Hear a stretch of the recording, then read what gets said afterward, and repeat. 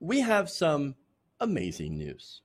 It appears the squad is here to stay. So now, recently, there were some primary elections, and in those primaries, voters gave progressives a pretty big string of victories. So now, some of those victories are new members of Congress: Cori Bush, Jamal Bowman, Marie Newman. They were all elected. And to add on to it, members of the squad were just reelected. All of them. By pretty large margins, by the way. So now the last race happened yesterday in Minnesota, and it was won by Representative Ilhan Omar. She's the incumbent. She ended up crushing her primary challenger, Attorney Anton Melton-Mew, on Tuesday. So now that is despite, as usual, millions of dollars of outside corporate PAC money being spent against her. HuffPost explains Melton-Mew's bid was one of the best funded primary challenges against an incumbent progressive elected official in some time. As of late July, his campaign and outside groups supportive of his candidacy had spent over $6 million on electing him and unseating Omar.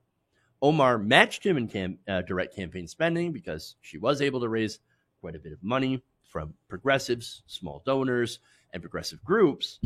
But unsurprisingly, she did not have that much money in outside spending because she doesn't take corporate donations. She doesn't take corporate or PAC money. And so she was once again massively outspent. And what did they get for it? The establishment. Well, it turns out the race was called in Omar's favor less than 90 minutes after polls closed. That is a blowout. In fact, she was leading by 18 points with 99% of the votes counted. It's almost as if Democratic voters like Ilhan Omar and realize that, hey, I want to reelect progressives that represent me. Which is funny because if you were reading establishment media, and of course I come across it all the time, you had pundits, Tim Pool, supposed liberal, that are saying, oh my God, Ilhan Omar about to be crushed? Oh, they're going to be destroyed in the media. I'm sorry, they're destroying their elections. And then you had the media saying the same thing, that same narrative. Oh, Ilhan Omar fighting for her political life. Does an 18-point lead sound like fighting for her political life? AOC's lead of around 30 points. Rashida Tlaib's gigantic double-digit lead. Come on, over these incredibly well-funded challengers. Not even close. They're not even close. And so I love just the arguments, right, that they tried to use to justify this. And don't get me wrong, right? I'm in favor of primaries. I think it's great. I think if you don't like Ilhan Omar, you should primary her, right? And that's exactly what they did. The establishment did, and they lost big time. This means, by the way, that they've basically been cemented. They're going to be there for quite some time. It is very difficult for any challenger to challenge an incumbent after they've won their first primary fight, generally. And so here's the squad, here to stay. But again, a lot of what they use against them, the hilarious thing, again, AOC's challenger said, well, you know, she's not in the district enough. She's the star power got to her head, right? And I'll be able to better represent the district. This was somebody who didn't live in the district, who moved from Trump Tower to go and run against her, and was a former CNBC host and Republican. Nah, no. Obvious loser. Ilhan Omar, again, oh my God, she doesn't like AIPAC. She's very controversial. She supports VDS. Minnesotans, they don't like that at all. They want someone who is not her, who's a good Democrat. No, turns out they wanted Ilhan Omar. Rashida Tlaib. I can't believe she would boo Hillary Clinton like that. Boy, she will rue the day that she booed Hillary Clinton. We're going to get rid of her. We're going to prime her. We're going to get rid of her, and we're going to win, and we're going to bring respect back to the district. Nope. All of them crushed their primary opponents by such huge margins, and they are virtually guaranteed to return to Congress because of their districts. And again, all while being outspent by big corporate and PAC money. Turns out they might have had the money. We had the people. It's almost as if people power matters. Yeah.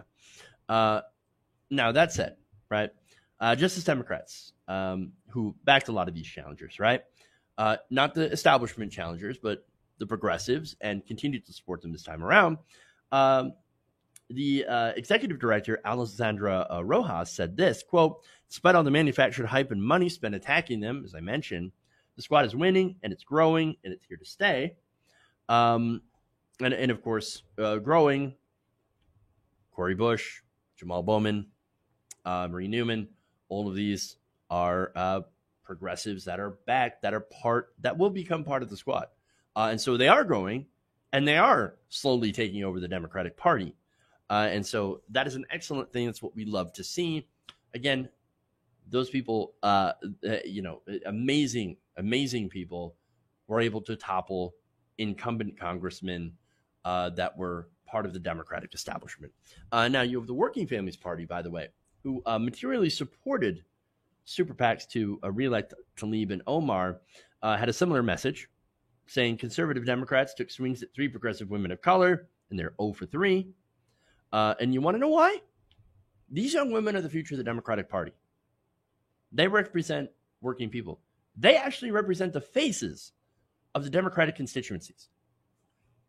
Ilhan Omar, obviously a young Somali woman of color. Rashida Tlaib, right? They represent what the Democratic Party at its core, the core constituency, the backbone of the party, that's what they look like.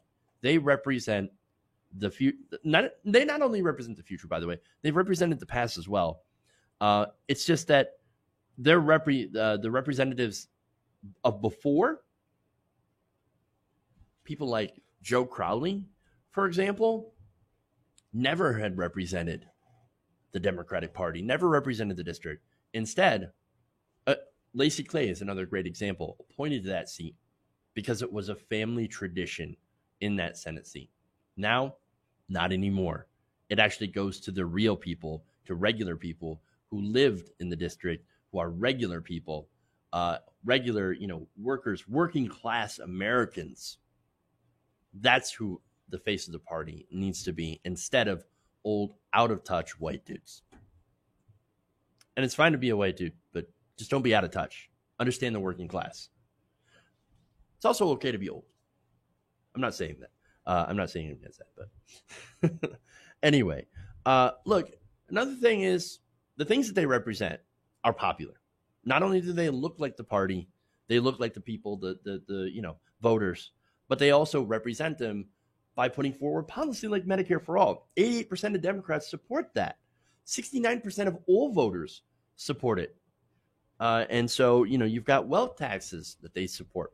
You've got raising the minimum wage to a living wage. They're also fighting against corruption. I mean, how many videos have you seen of AOC grilling a member of Congress on their corruption? Or taking on Donald Trump? Or taking on the establishment on both sides? This is what voters want. This is what they want to see their representatives do. They want to see representatives who are going to fight for us.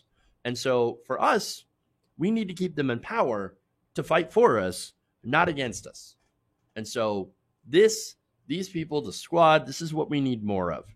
We need to keep electing more progressive to Congress, and so we can continue to fight, and more importantly, actually start to win on policy, because policy is what it's all about.